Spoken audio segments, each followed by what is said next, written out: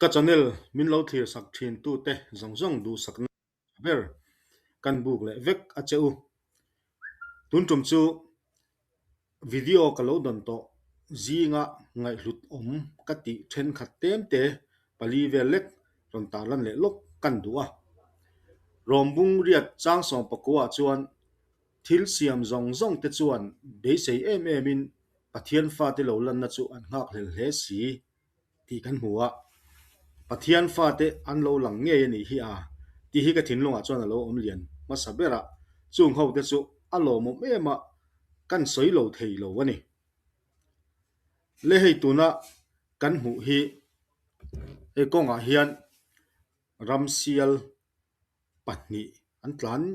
duna chu motor hian an zui ani mu nom khop maya hei thorang sanctuary lam hnai deuh ania ala tu te hi buar pui khwa te an ni ome an fak omin ka ria hetianga an han huwa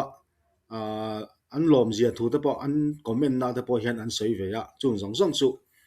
kan han ti lang vek lo mai anga ro pui khop maya ramsial lian pui pahni mu tur an lo la om kha ro pui khop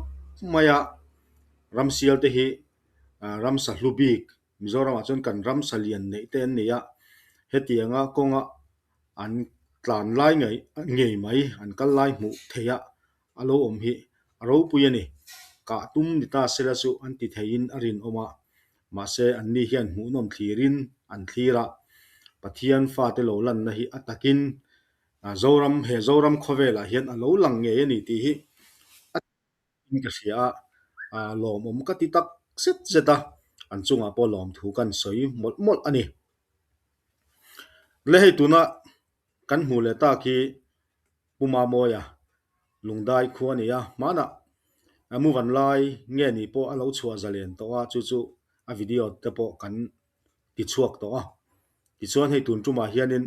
sawa pakhat lo en kol dam le a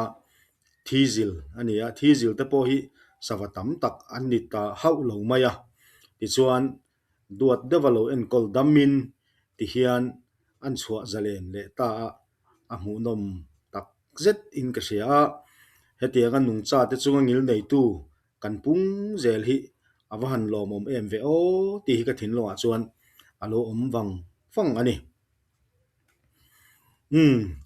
tunami hi so lai chim top lam siata kong lamami sajuk kong puya kal ngau mai kha ania a hunom hi ka ti top thei lo ani he video hi ka en le thina ka en nona awan ro pui em pathian fa te an lo langa kan rama nung cha te zalen na kol alo eng ve me ka ni ti kan mu hian ka thin lung chung ril tak hi lom thina chu zol nei isayan tlang thiang hlim alo soi ka tlang thiang hlim a chuan in ti nat na reng a om lowang an ti te kha atakin